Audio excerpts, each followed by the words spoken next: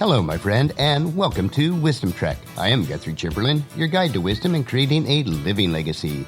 Thank you for joining us for our 5-day-per-week wisdom and legacy building podcast. Today is day 566 of our trek, and it is Wisdom Wednesday. Every Wednesday along Life's Trail, we will dig for the nuggets of wisdom that are found in the book of Proverbs. Today, we will explore Proverbs 1 from the Voice translation, which will give us a fresh perspective on this book of timeless wisdom. We are broadcasting from our studios of the Big House in Marietta, Ohio. We will begin our trek today with a brief commentary of Chapter 1 as we explore and discover the purpose of wisdom. So let's strap on our hiking boots, grab our walking stick, for here we go.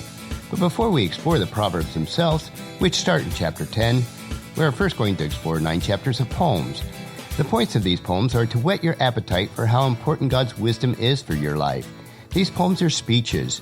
Some of the speeches are from a father to a son that you'll get to listen in on. Other speeches are from a character called Lady Wisdom and are written directly to you. In Chapter 1, we will hear both of these voices. The first section is verses 1 through 7, which is an introduction. So before the speeches, there is an introduction to the entire book. The book opens with a little bit of a pep talk about the purpose, and the message is clear. Whether or not you think you've got life figured out, you will need this advice. The introduction ends by saying that gaining wisdom will be impossible if you don't cultivate humility for God's authority, which is often referred to in the Bible as the fear of the Lord, a theme that will appear many times in this book. As it says, only fools despise knowledge and discernment, which concludes verse 7 by bringing up the implied question, wise or foolish, which are you going to be? The second section of Chapter 1 is verses 8 through 19, which is the first speech from the father to a son. So after the introduction comes this speech, the first of 10 from a father to a son. There's consistent language here about resisting evil, and the father doesn't pull any punches while warning his son. His words are concise, direct, and rather forceful. If people tempt you with claims of an easy, deceitful life of ill-gotten gain, do not follow them, period. It will only bring you ruin, period. The father ends with especially descriptive words about the violence that will come from falling into these ways. And the third section of Chapter 1 are verses 20 through 33, which is the first speech from Lady Wisdom, a character in the book who personifies the concept of wisdom. She claims that rejecting her advice will lead to self-destruction and you'll only have yourself to blame.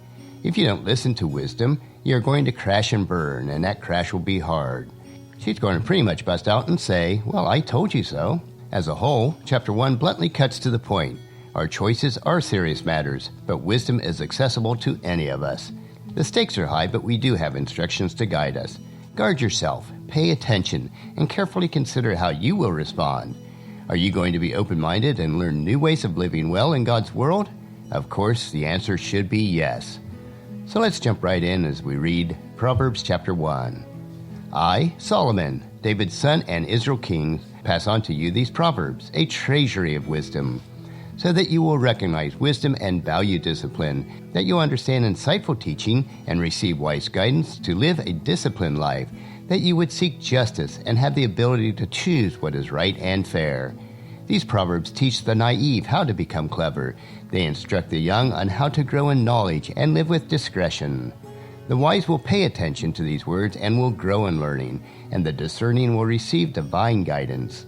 And they will be able to interpret the meaning of the proverbs, a puzzle, and the twists and turns in the words of the wise and their riddles. Let us begin. The worship of the Eternal One, the one true God, is the first step toward knowledge. Fools, however, do not fear God and cannot stand wisdom or guidance. So, my son, pay attention to your father's guidance, and do not ignore what your mother taught you. Wear their wisdom as a badge of honor and maturity, as fine jewelry around your neck. My son, should less honorable peers pressure you to do what is wrong, you should be strong enough not to go along. If they should say, come on, everyone, hide and let us wait to see whom we can beat to a pulp. We're going to jump some unexpected chumps for no reason at all. We'll have our way with them, and when we're through, there will be nothing left, as their bodies will be swallowed whole like grave's dark pit. We'll take whatever we want, all their wealth and their fancy clothes, and when we're through, we'll have piles of treasures for our own. You have to join us. Forget about God. We're going to rake in the goods, and we'll share all that we take. My son, do not join them. Keep well away from their violent and destructive paths, for they run right away, every time, to do wrong, and they are thirsty for blood.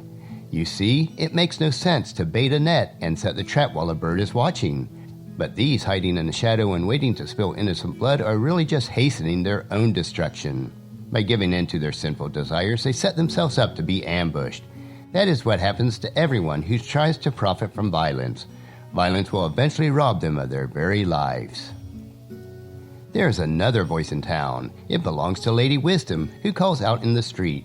She cries out in the town squares. At the city gates, in the noisy streets, you can hear her while she's speaking over the racket.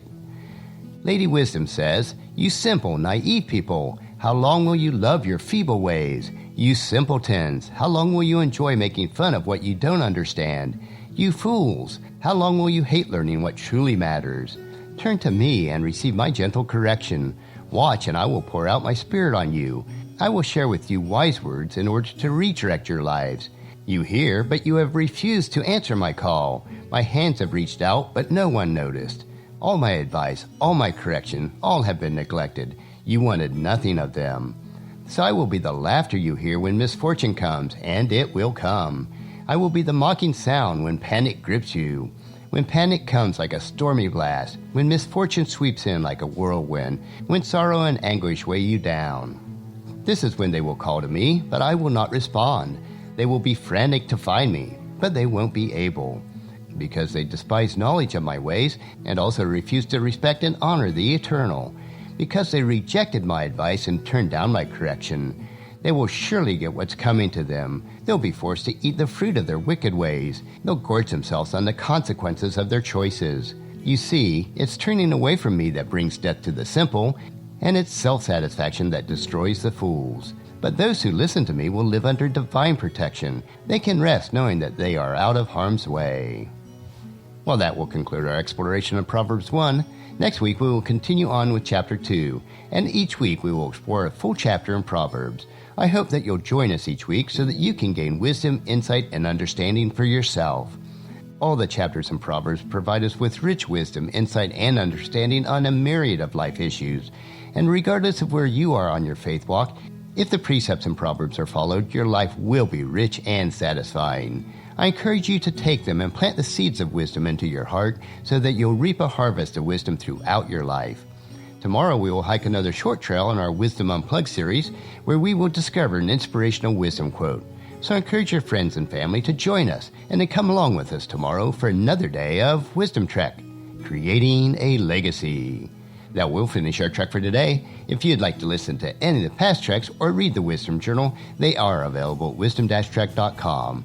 You can also subscribe at iTunes or Google Play so that each day's trek will be downloaded to you automatically.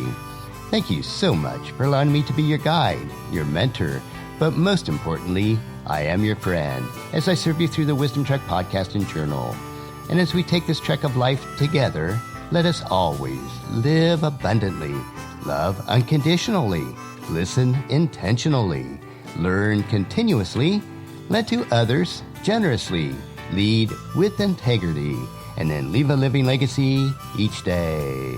I am Guthrie Chamberlain, reminding you to keep moving forward, enjoy your journey, and then create a great day every day.